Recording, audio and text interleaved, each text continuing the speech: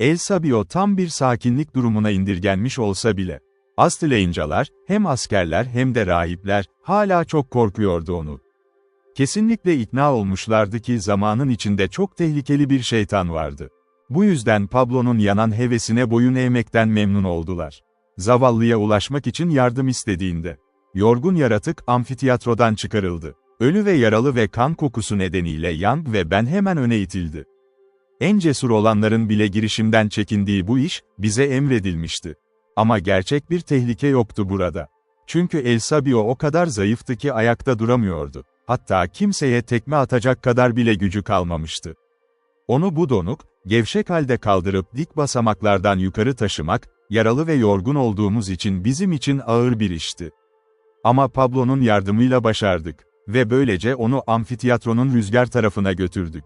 Tatlı bir esinti esiyordu. Pablo çağırdığında bir askerin getirdiği su, kısa sürede ona yeni bir hayat verdi. Neden kıçın cezasını önce orada ödemek yerine hemen öldürülmediği, benim için gerçekten bir bilmeceydi. Ama o sırada, Pablo ona yardım ederken ve sunağın etrafında yatan yaralılar ile götürülen ölüler hakkında konuşurken, kimsenin onu öldürmeye cesaret edemediğini öğrendim.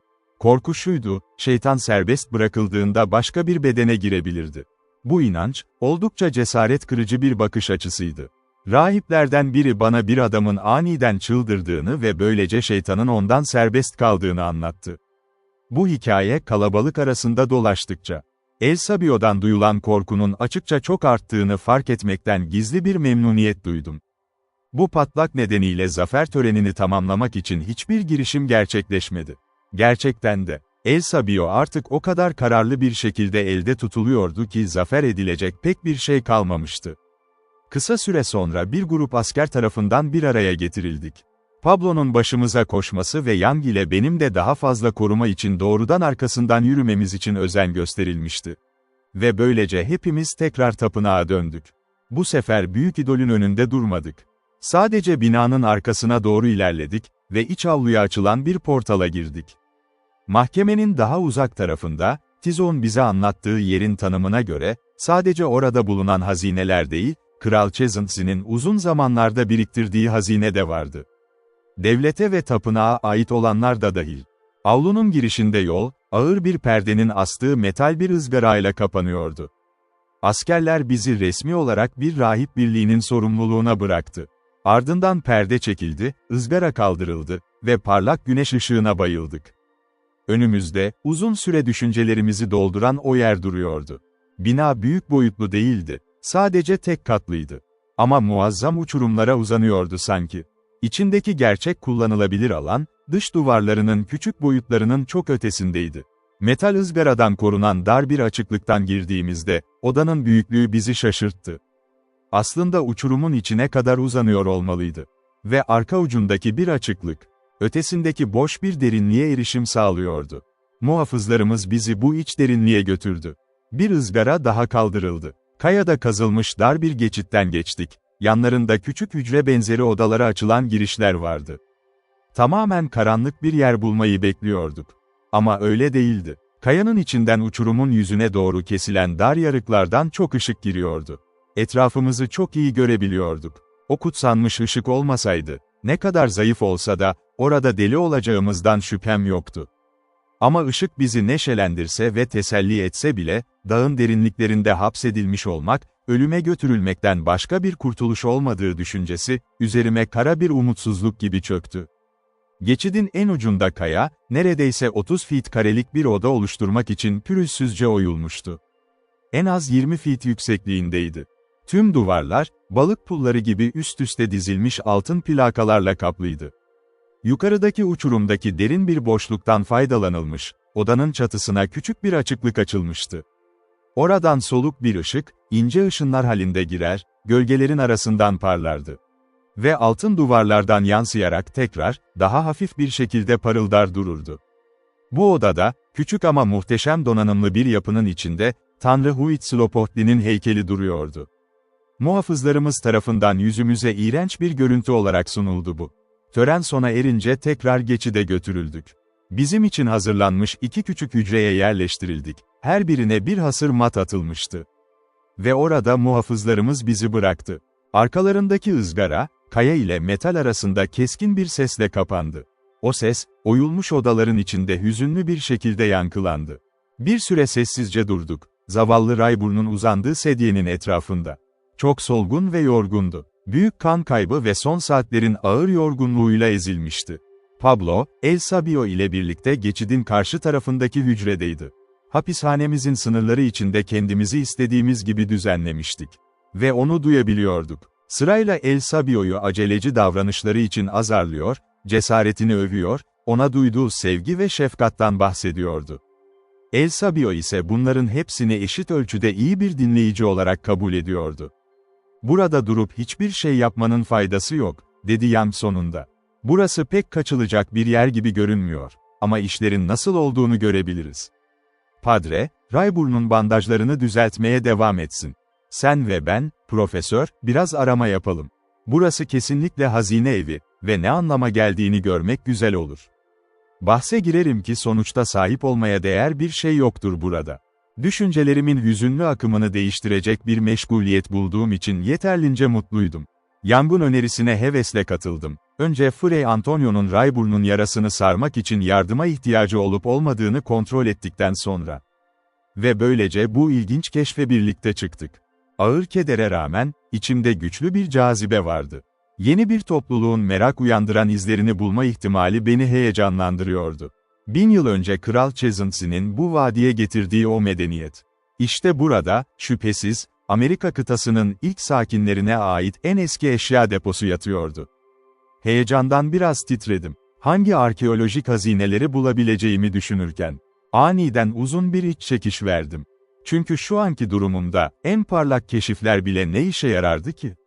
Young'un değerli hazine olmadığına dair iddiası, eğer başta kabul edilseydi, kaybederdi.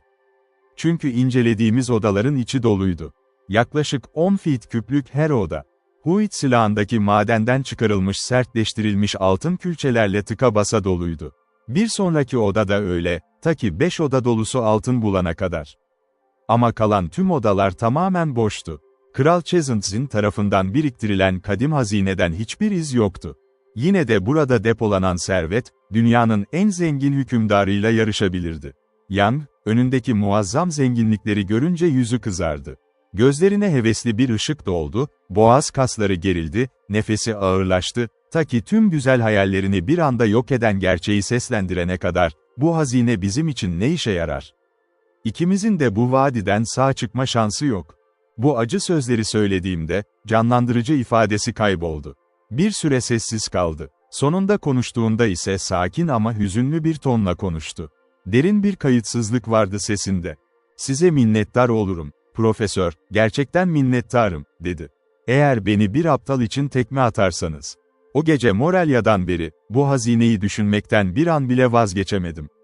Aylarca uyurken rüyasını gördüm, uyanıkken hayalini kurdum. Ve şimdi anlıyorum, şu kutsanmış ana kadar aklıma bile gelmemişti. Buraya geldiğimizde, onu haklı olarak tutmak isteyen insanlar onu kendileri için tutmak isteyebilirdi. Evet, lütfen tekme atın bana. Beni tekmeleyin, şaşkın, lanet aptal. Young'un sözlerine gülmeye niyetim yoktu. Aksine ağlayacak gibiydim. Çünkü aklıma taze ve güçlü bir şekilde geldi. Onu buraya çeken umudu benim körüklediğim gerçeği. Büyük zenginliklere kısa yoldan ulaşma umuduyla bu lanetli vadiye getirmişim onu. Ve kısa süre sonra en barbarca biçimde öldürülecekti. Rayburn'un başına gelecek olanlardan da ben sorumluydum. Pablo'ya gelince, suçluluk duygum en derindi. Ama hiçbiri, görünüşleri ya da sözleriyle, beni ne kadar kötü yanıltıldıklarından ötürü suçlamadı. Bu bir teselli miydi? Belki. Ama onların sabrı, bana acıma duygusu olarak geri döndü. Bu yüzden, geri döndüğümüzde biraz sevindim. Fray Antonio, Rayburn'a sakin bir umutla konuşuyordu. Maddi gerçeklerin ötesinde, daha yüksek ruhani gerçeklere dair sarsılmaz bir güvenle. Çoğumuz, bu hüzünlü hayat boyunca, o güven olmadan kesinlikle umutsuzluktan çıldırırdık. Fray Antonio yerini değiştirdi. Ciddi konularda kısa konuşurdu. Ama her zaman kalplere işleyen kelimeler kullanırdı. Ve bize, o gece Huit silahından kaçışından bu yana başına gelenleri anlattı. Aslında anlatacak çok az şeyi vardı. Maceraları çok basit bir türdendi. Kanoyla su kapısına varınca hemen tanınmış ve ilk girişimizde hepimizin tutulduğu binaya doğrudan taşınmıştı. Tapınağa götürülene kadar orada kalmıştı. El Sabio'nun ateşli zaferine tanıklık etmek için çıkarılmış ve böylece tekrar bizim yanımızdaydı. Rahip kaptan hakkında hiçbir şey görmemişti. Acil dileğine de hiçbir yanıt gelmemişti. O saygıyla gönderdiği mesajda şunu söylemişti: teslim olursa, yoldaşları, yani biz, vadiyi huzur içinde terk edebilirdik. Bu sessizlik şaşırtıcı değildi aslında. Çünkü rahip kaptan, Tilahukos'un gönderdiği o meydan okuma söylemi karşısında sözde cesur, eylemde ise korkak biriydi. Kısa hapis döneminde Frei Antonio, yemek ve içecek getiren adam dışında kimseyle konuşamamıştı. Ama bu adamla olan az da olsa konuşmaları, ona umut vermişti. Eğer halkla özgürce konuşabilseydi, Huitzilaan'da yaptığı gibi, aklındaki amacı gerçekleştirebileceğini düşünüyordu. Tapınak gardiyanı olan o rahip, Hristiyan doktrinini en samimi ve içten bir dikkatle dinlemişti. Kendi putperest inancının eksikliklerini fark etmeye de istekliydi. Frei Antonio'ya şunu söylemişti: tapınaktaki pek çok arkadaşı, Huitzilaan'dan yazılanlardan çok daha fazlasını öğrenmek istiyordu bu yeni inanç hakkında. Frei Antonio açıkça ilan etmişti, orada Hristiyanlığa hazır bir hasat vardı. Tek ihtiyaç olan şey, cennetten gelen bir işaret, sözlerinin doğruluğunu kanıtlayacak bir mucizeydi. Rayburn ve ben, Frei Antonio bunu söylerken birbirimize baktık. Çünkü bizim düşüncemize göre mucizeler çok uzun zaman önce sona ermişti. Ama Frei Antonio, bildiğimiz gibi, mucizelerin sona erdiğine hiç inanmamıştı. Ve aslında inancı tamamen mantıklıydı. Mucizelerin Hristiyanlığın ilerlemesi için gerçekleştiğine inanan biri, makul olarak belirli bir yılda sınır çizemezdi. Bu konuda Frei Antonio, tarikatının kurucusu Aziz Francis of Assisi'ye çok benziyordu. Pablo'nun deneyimi çok daha zordu. Rahipler, en katı yöntemlerle onu Hristiyanlıktan döndürmeye çalışmışlardı. Rahip kaptanla olan o kaba röportajdan sonra Pablo, El Sabio ile birlikte hızla tapınak merdivenlerinden çıkarılmış ve oradan hazineye götürülmüştü. Ve orada, o zamandan beri hapsedilmişti. Onu putperest yapmak için güçlü önlemler alınmıştı. Bir süre aç ve susuz bırakılmıştı. Acımasızca kırbaçlanmıştı. Teslim olmayı reddederse nasıl öldürüleceği, çok ürkütücü biçimde anlatılmıştı. Çocuk inancında sağlam kalmıştı, hıçkırarak söyledi bunu. Zorluklarını pek hatırlamak istemiyordu. Çünkü teslim olmanın Frei Antonio'ya ve bana getireceği üzüntüyü biliyordu. Bu, Frei Antonio'nun en çok onaylayacağı sebep değildi belki, ama Pablo'nun baskı altında gösterdiği o istikrarlı cesaret, pek çok adamın teslim olacağı bir noktada bile kırılmamıştı. Tüm bu zulüm süresince, ona yalnızca bir kişi iyilik göstermişti. Yaşlı bir adam, hazinenin içerdiği arşivlerden sorumlu olan biri. 2 kez gizlice ona su ve yiyecek vererek kendi hayatını tehlikeye atmıştı.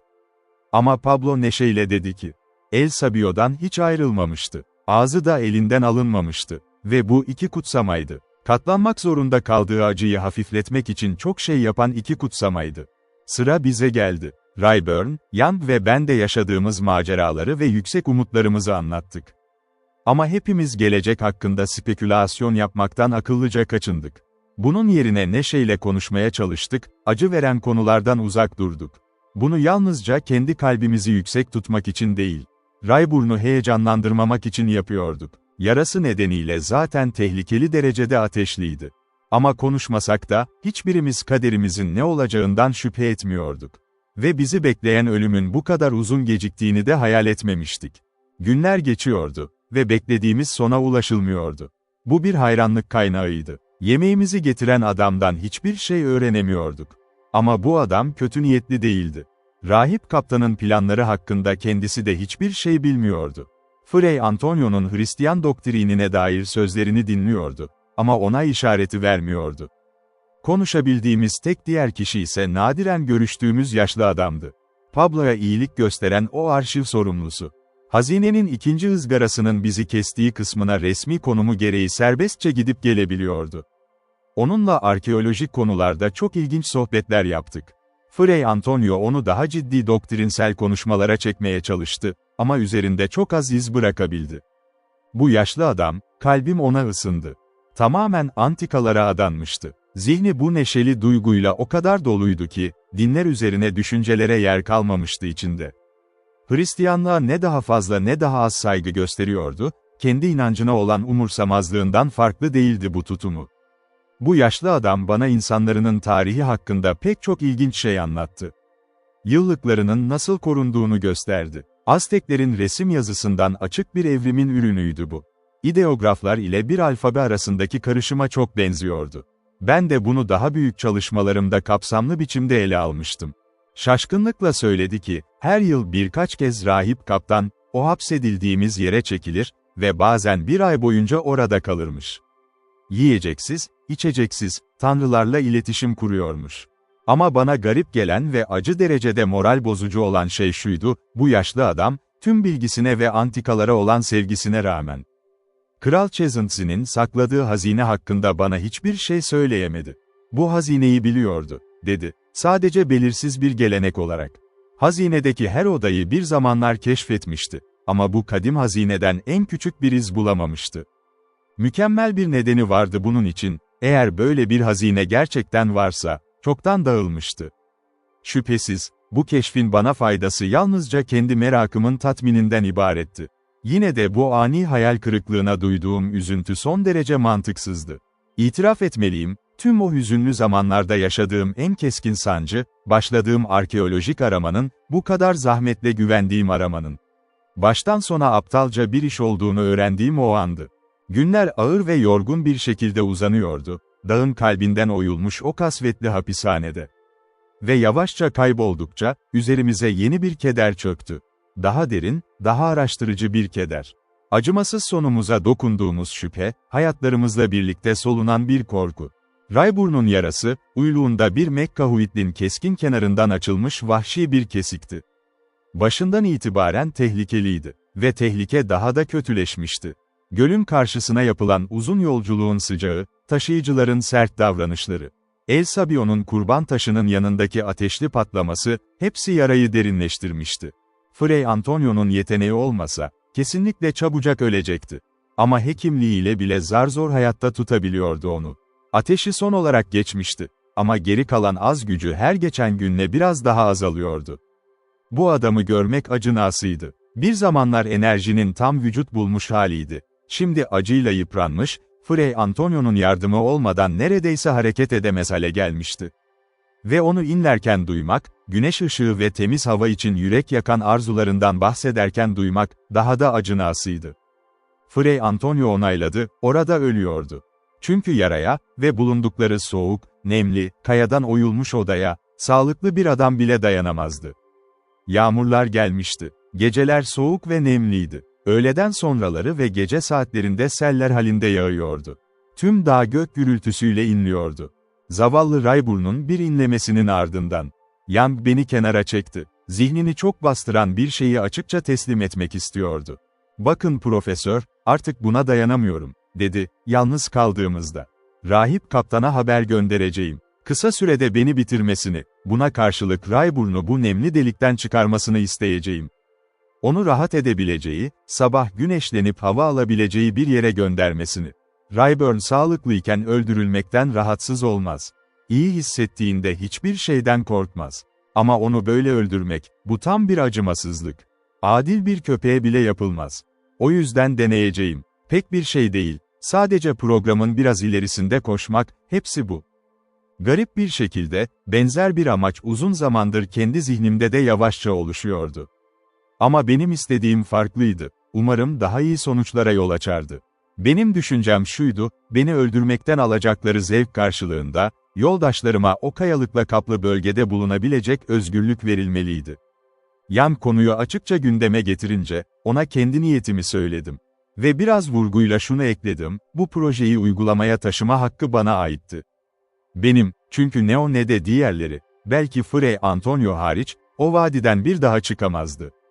Benim bu hakkıma özellikle ısrar ettim. Bunun üzerine hararetli bir tartışmaya girdik. Young, aklını bir şeye kilitlendiğinde son derece inatçıydı.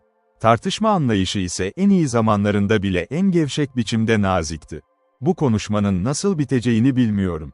Çünkü her ikimiz de kararlılıkla kendi istediğini yapmaya niyetliydi.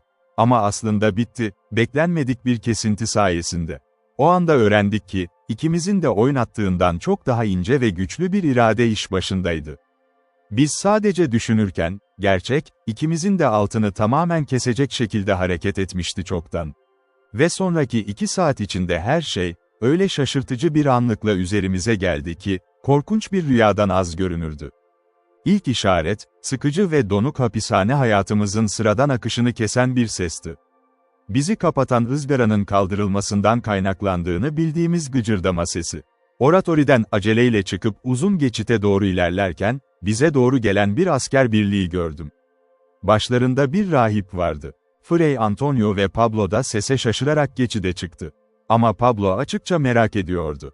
Bu adamların gelme amacını düşünürken bile, rahipin yüzündeki ifade meraktan değil, beklentiden oluşuyordu. Diğerleri konuşmadan önce Pablo sordu, hevesle, olacak mı? Olacak, diye yanıtladı rahip. Sesinde hüzün vardı, bakışında hüzün vardı. Bu adamın gerçekten üzüntü içinde olduğuna inanıyorum. Çünkü o, Fray Antonio'nun gardiyanıydı ve zihni Fray Antonio'nun öğrettiği doktrine açık hale gelmişti. Ama keşiş bu sorunun yanıtını böyle alırken, yalnızca sevinç vardı içinde.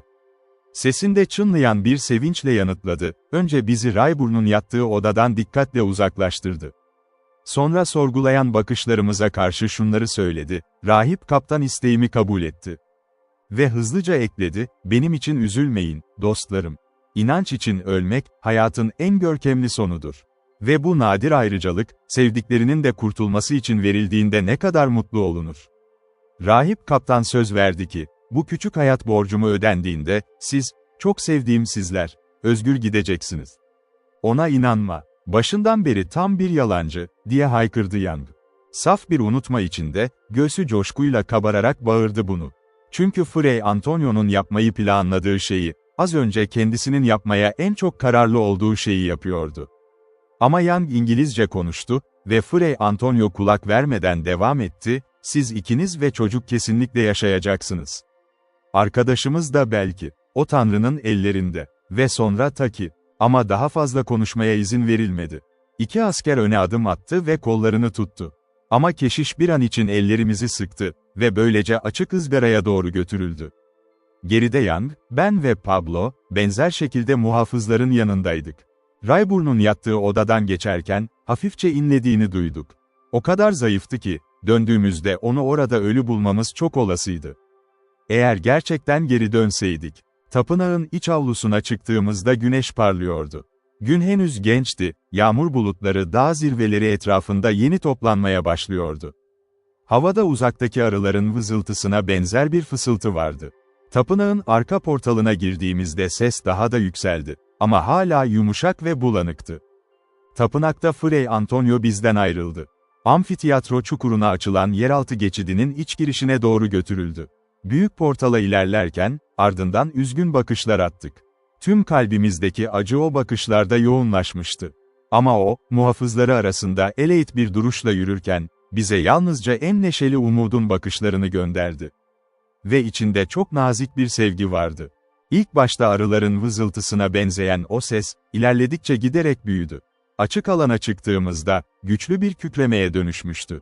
Ve sebebi açıktı önümüzde. Büyük amfiteyatro, kaynayan bir kalabalıkla doluydu. Binlerce kişi orada toplanmıştı. Sessizce konuşuyorlardı. Ama her an vahşi sevinç çığlıklarına dönüşebilecek bir gerilim vardı içinde. Kısa süre sonra kalpleri tatmin olacaktı. Bu kargaşanın içinde hızla, amfiteyatronun yamacına sarkılan taştan yapılmış bir balkona götürüldük.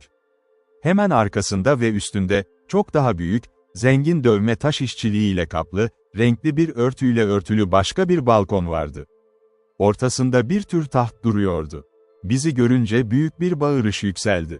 O bağırış, rahip kaptan ve etrafındaki rahipler arkamızdaki balkona girip yerine oturduğunda bir anda sessizliğe karıştı. Ama bir an sonra bağırışlar tekrar patladı. Fray Antonio, altımızdaki geçitten çıktı. Muhafızları tarafından bedensel olarak kaldırıldı ve herkesin açık görüşü önünde kurban taşına kondu. Sadece askerlerin eşlik ettiğini gördüm. Rahiplere dair hiçbir işaret yoktu. Fedakarlık yapılacaktı. Ama nasıl? Merakım durdu ve içimi yakan acı geldi sonra. Çünkü yeraltı geçidinden 4 asker tarafından korunan, çok uzun ve güçlü bir kızılderili çıktı. Kasları ince vücudunda büyük düğümler halinde öne çıkıyordu. Hemen ardından 6 kişi daha geldi. Daha az güçlü ama yine de tehlikeli. O zaman anladım. Fray Antonio zalim bir kurban ölümüyle ölmeyecekti. Aztek geleneğine göre, bu 7 adamla sırayla savaşarak özgürlüğünü kazanma şansı vardı. Hepsini öldürürse kurtulurdu. Ama Keşiş'in ince figürüne bakıyordum, sonra bu iri devlere. Ve bu eşitsiz savaştan ancak bir sonuç çıkabileceğini biliyordum. Ani bir baş dönmesi geldi üzerime. Etrafım bir an için karardı. Bu tamamen hayal edilen bir karanlık değildi. Tam o anda, alçak bir hırlamayla uzak gök gürültüsü geldi. Üstümüzdeki uçurumun zirvesinde asılı duran büyük siyah bulut kütlesinden bir parça ayrıldı ve güneşin yüzüne doğru yavaşça sürüklendi. Baş dönmem geçtiğinde ve tekrar net gördüğümde, savaşçı kurban taşının üzerinde duruyordu. Çıplak, yalnızca burun zırtısı ve yuvarlak bir kalkanı vardı. Elinde altınla sertleştirilmiş bir mekkahvaytıl tutuyordu. Rahip hala akıcı kıyafetini taşıyordu. Kapüşonu sırtına düşmüştü, başı çıplaktı. Bir elinde haç, diğer elinden ise bir asker kılıç ve kalkan uzatıyordu. Ama keşiş reddetti. Silahsız durmayı seçmişti. Bunu görünce kalabalıktan tiz bir haykırış yükseldi. Bu savaşın adil olmayacağına dair. Ve bu sese, sallanan buluttan gelen alçak bir gök gürültüsü eşlik etti. Keşiş elini salladı, gürültüyü durdurmak için. Çıkışlar kesilince, orada toplanan tüm insan kalabalığına döndü. Net kelimelerle konuştu. Duyulmak istiyordu. Ve buna karşılık, kalabalıktan yükselen onay bağırışı, rahip kaptanın kavganın başlaması emrini tamamen boğdu. Rahip kaptanın içinde bulunduğu kritik durumu fark ettim o an. Ticaretin ve güçlerin dengesini değerlendiriyordu. Halkın iradesine karşı çıkacak bir muhalefetten korkuyordu. Tekrar sessizlik geldiğinde, emrini tekrarlamaktan kaçındı. Ve orada toplanan binlerce kişi, Fray Antonio'nun ne söyleyeceğini duymak için öne eğildi. Söyledikleri, ölümlü bir insandan çıkan en dokunaklı, en yüceltilmiş kurtuluş sözleriydi. O büyük kalabalığa kısa süre vaaz verdi. Ama sanmıyorum ki doğuştan gelen bir konuşma yeteneğiyle değildi bu. Doğrudan göksel ilhamdan geliyordu. Tanrı'nın büyük sevgisi ve şefkatiyle dolu, ihtişamıyla yasa ve merhamet içeren, sevgi dolu merhametinin uzun sabrından bahseden bir vaaz. Dudaklarından dökülen her kelime, sanki o putperest kalplerin derinliklerine yanarak işliyordu. Kendi kalbim de heyecanlandı ve sarsıldı, daha önce hiç bu kadar kıpırdamamıştı. Pablo ağlıyordu dinlerken, Yang ise, kelimelerin anlamını kavrayamasaydı bile, soldu. Alnında ter birikti, ruhu harekete geçmişti. Fray Antonio'nun sesindeki sonsuz yalvaran şefkat, o devasa kalabalığı büyülemişti. Konuşma sürerken dinleyenler arasında bir sessizlik çöktü. Kalabalıkta bir titreme başladı, gerçek bir ses değildi bu. Ama bir anda büyük bir onay patlamasının gerçekleşeceğini hissettiriyor gibiydi. İçimde şunu hissettim, Fray Antonio'nun cesaret ettiği iş, ölümün eşiğinde, zaten zaferle sona ermişti. Ve bekledim, nefesimi tutarak, bu putperest ordunun mutlu bir bağlılığını duymak için. Ama rahip kaptan, tehlikenin ne kadar yakın olduğunu da fark etmişti. Kadim inancı tehdit ediliyordu. Ve kalan tek fırsatı değerlendirmeye cesaret etti. Fray Antonio'nun evine dalarak, dövüşün daha fazla geciktirilmemesi gerektiğini bağırdı. Kalabalıkta derin bir muhalefet hırlaması yayıldı. Karanlık gökyüzünde daha da derin bir gök gürültüsüyle yankılandı bu ses. Gerçekten de, gökyüzündeki fırtına, yerin altında toplanan fırtınayla aynı hızda gelişiyordu sanki. Ağır bir halsizlik, yoğun bir sessizlik vardı havada. Üstümüzdeki bulut, uçurumun yüzünden şimdiye kadar süzülmüş, artık tüm şehrin üzerinde kocaman siyah bir örtü gibi asılı duruyordu. Bu kasvetli kitleden, kasvetli gölgelerden, yıldırım parıltıları fışkırıyordu. Her an daha da yoğunlaşıyordu. Gök gürültüsü yükseliyor, keskinleşiyordu. Rahip kaptan konuşurken, daha da canlı bir parıltı geldi. Ve neredeyse onunla birlikte, bir çarpma sesi. Bu şiddetli emirle savaşçı, Fray Antonio'ya döndü ve kılıcını yüksekte tutarak saldırdı. Ama keşiş, kararlı duruyordu. Gözlerinde öyle görkemli bir ışık parlıyordu ki, sanki cennetin öfkesi onlardan fırlıyordu. Elinde yalnızca haçı vardı. Onu tehdit eden ölümle öyle büyük bir cesaretle yüzleşiyordu ki, bir an için devasa düşmanı hayranlık içinde dona kaldı. Yarı hayranlık, yarı derin saygıdan doğan bir hayranlık. Ve nefes kesici sessizlikte, o muhteşem anda, Frei Antonio, öyle net ve güçlü bir tonla bağırdı ki, orada toplanan binlerce kişi duydu. Yaşayanlara ve tek Tanrı'ya yardım istiyorum. Bu sözler hala kulaklarımızda yankılanırken, üstümüzdeki buluttan hızlı bir kırmızı ışık fırladı. Ve bununla birlikte öyle güçlü bir gök gürültüsü geldi ki, yukarıdaki uçurumlar gerildi ve titredi. Büyük kaya parçaları fırladı. Tüm dağ sallandı. Ayaklarımızın altında yerin titrediğini hissettim. Ve hayranlıkla bakarken, savaşçı, hala ölümü cazip gören metal kılıcını yukarıda tutarken, titredi. Biraz sarsıldı. Nazikçe öne doğru sallandı, sonra ani bir sarsıntıyla geriye ve böylece cansız düştü. Çıplak sağ kolu ve tüm uzunluğuyla çıplak bedeni, topuğuna kadar kanlı bir çizgiyle işaretlenmişti. Yıldırımın geçtiği yeri gösteren mor bir iz. Bir an için keşişte şaşkın görünüyordu. Sonra, yanına diz çöktü. Yıldırım tarafından püskürtülmüş o cesedin yanına. Ve ellerini cennete uzatarak, kurtuluşunun geldiği yöne bakarak, o korkunç sessizliğin içinde canlı biçimde yankılanan net ve güçlü bir sesle bağırdı. Hristiyan Tanrı yaşıyor ve hüküm sürüyor. İnananlara sevgi ve merhameti, onun aşkın gücünden hiç de az değildir. Hareket durdurulamazdı. Bu sözler söylenirken, her yerde bir şeyler kopuyordu. Derin bir nefes aldım, şükranla. Çünkü Frei Antonio'nun kurtulduğunu hissettim. Ve bir an daha, kulaklarım neredeyse gök gürültüsüyle patlamak üzereydi. O binlerce kişi, en dokunaklı vaazıyla ve mucizevi kurtuluşunun görüntüsüyle, serbest bırakılmak üzereydi. Tam o anda, tam da bu iç çekiş benden kaçarken, o büyük bağırış henüz patlamadan önce. Rahip kaptan harekete geçti. Üstümüzdeki yerinden fırladı. Mahkumların durduğu o balkona indi. Oradan aşağıya, arenaya atladı. Ve oradan kurban taşının üzerine, hepsi şeytani bir çeviklikle, bir anda. Yaşını düşündüğümde bakması korkunçtu bu hıza. Ve orada, sert bir mızrak darbesiyle, bir askerin elinden kaptığı o mızrakla. Frei Antonio'yu omuzlarının arasından deldi. Kalpten geçti. Keşiş, hala ellerinde haçı tutarak, yüzüstü kurban taşına düştü. Ve orada, ölü yattı. Sessizlik. Sonra Itzcoatl, bir ayağını keşişin ölü bedeninin üzerinde dikti. O asil kalbine sapladığı mızrağı hala tutarak, zafer çığlığı attı.